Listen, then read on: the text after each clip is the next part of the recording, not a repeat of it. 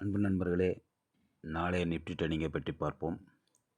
நாளை Nifty gap அப்பில் open ஆவதற்கான சான்ஸ்கள் இருக்கின்றது. ஆகவே ஓப்பன் ஆனவுடன் கேப் ஃபில் செய்வதற்காக 24,000 வரை வருவதற்கான சான்ஸ் இருக்கின்றது. அங்கிருந்து டபிள்யூ பேட்டர்ன் போன்று தெரிகிறது, ரிக்கவர் ஆகலாம் நண்பர்களே. நீங்கள் 24,200க்கு மேலே சென்றவுடன் கால் சைடு ட்ரேட் எடுக்கலாம்.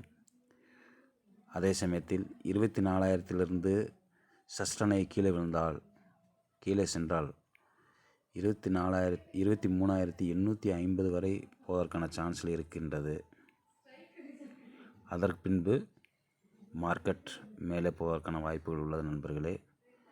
இதிலிருந்து நீங்கள் எந்த சமயம் ட்ரேட் எடுக்க வேண்டும் என்று பார்த்து கொள்ளுங்கள்.